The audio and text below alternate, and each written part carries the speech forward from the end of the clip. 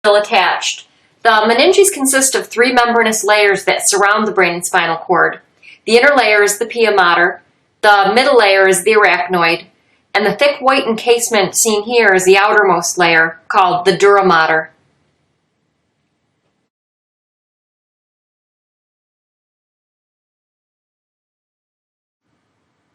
To remove the meninges, I like to cut around these ventral structures because otherwise they're easily pulled off with the meninges.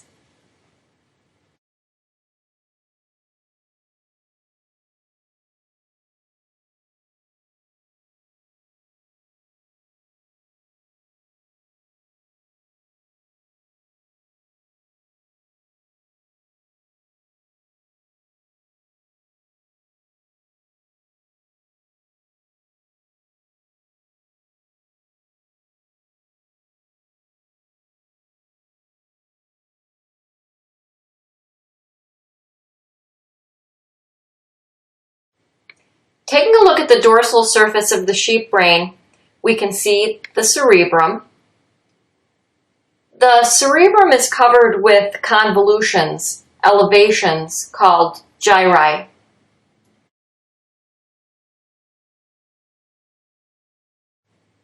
Separated by shallow depressions, called sulci.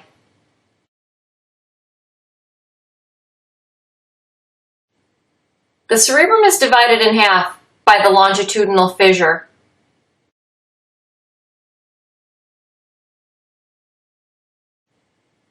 Into the right cerebral hemisphere and the left cerebral hemisphere. The cerebral hemispheres make up over 80% of the brain.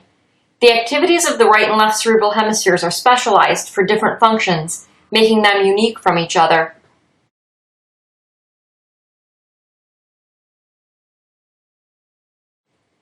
The cerebrum is separated from the cerebellum by the transverse fissure.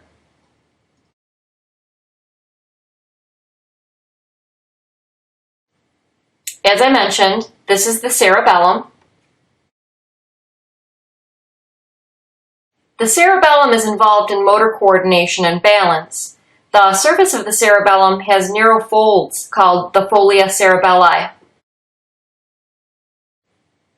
This is the spinal cord.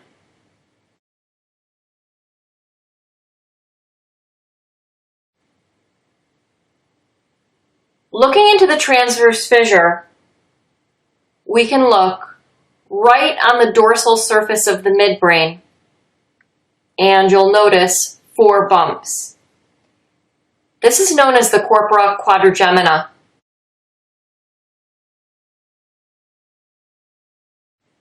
It's made up of 2 superior colliculi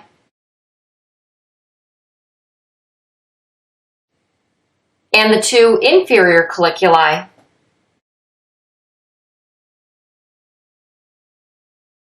If we look just above the corpora quadrigemina, we see the pineal body. The pineal body is part of the diencephalon.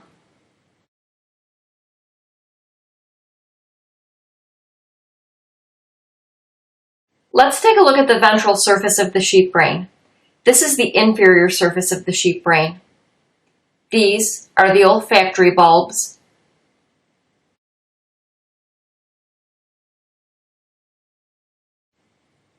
The optic nerves.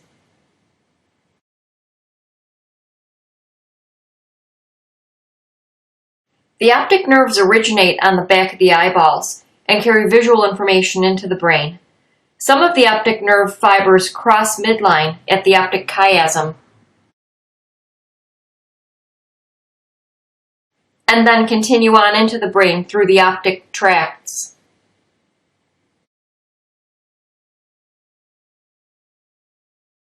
This is the pituitary gland. It consists of 2 lobes that secrete hormones. Some of those hormones have direct effects in the body, and some serve to regulate other endocrine organs.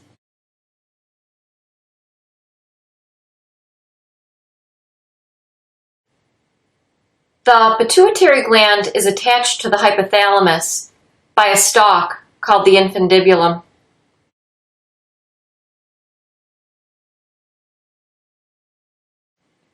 Posterior to the pituitary is this white elevated region.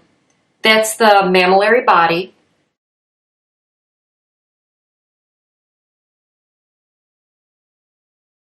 Moving on into the brainstem, this is the anterior part of the midbrain, a region called the cerebral peduncles, which means little feet of the cerebrum.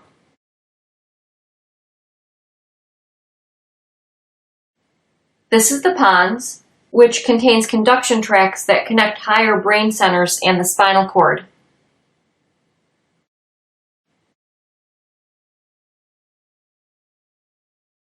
This is the medulla, an area vital to basic life functions.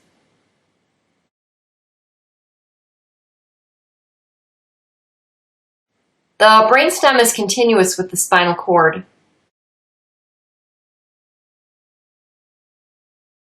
To make a mid-sagittal section, what we want to do is cut right down the longitudinal fissure and divide the brain on midline into two separate halves.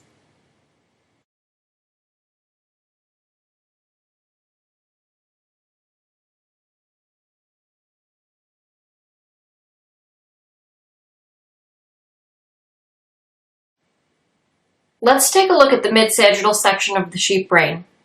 We can see the cerebrum,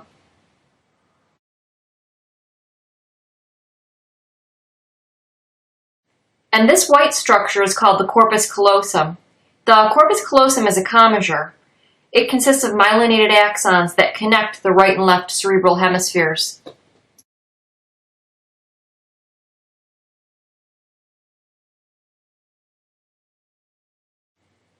Right below the corpus callosum is a lateral ventricle. There's a lateral ventricle on the right and on the left. They're lined with ependymal cells that circulate the cerebrospinal fluid found inside of them.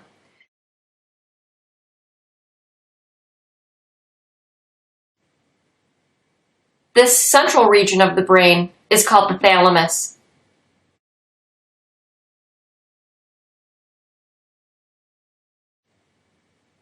Right below the thalamus, this region is called the hypothalamus.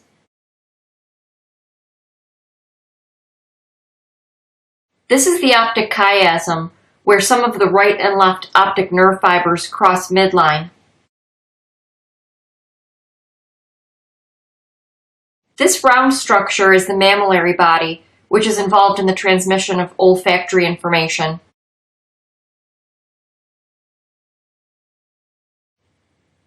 Here is the pituitary gland.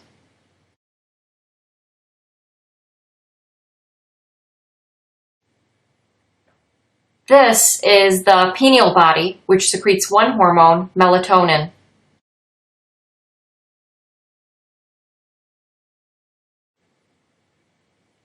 Here we can see the transverse fissure that separates the cerebrum from the cerebellum.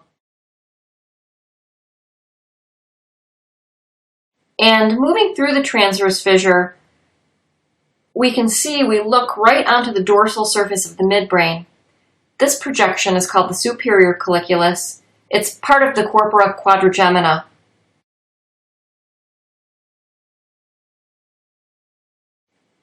Taking a look at the anterior portion of the midbrain, this region is a cerebral peduncle.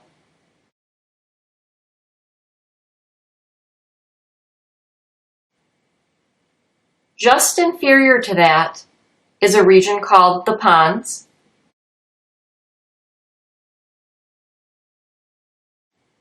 And just inferior to pons is the medulla oblongata.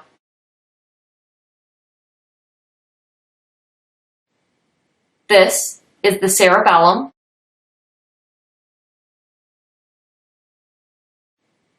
And you can see the white branching arbor vitae contained within the cerebellum.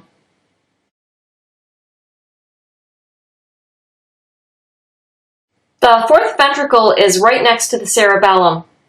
The pons and the medulla make up the ventral wall of the fourth ventricle.